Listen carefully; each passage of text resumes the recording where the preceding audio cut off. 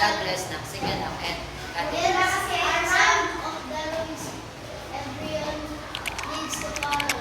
Wipe your shoes on the doormat before entering the room. mabilis na ba siya? Opo. Sige, tanungin natin. What is the title? Rules to follow. Okay. Sige, si Calix. Sige na, uwi ka na. Pwede na. Calix. Follow. The grace is given from my little to make the room make perfect. Hindi mo. Ano ba? Nanak mo? Here. Here. Here are some of the rules. Very good. Sige, pwede na umuwi. Mag-ingat.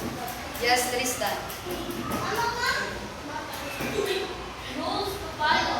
The grade is you will decide to Clean. Clean. orderly. On the door of before entering the room. Very good. Pwede ka na umuwi. Sino nang next? Sige, Clarence. Ikaw na.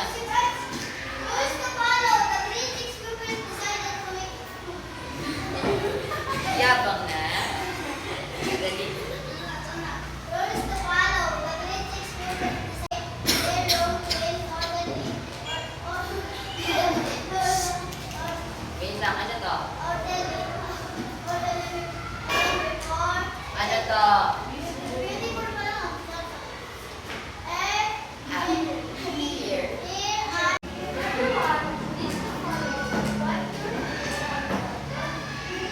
Anak, ayusin niyo muna yung upuan bago niyo ako iiwan. Tama ba? Tristan, ayusin niyo muna yung mga upuan.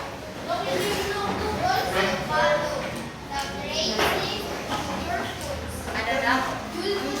Anong basa nila kanina dyan? Makinig.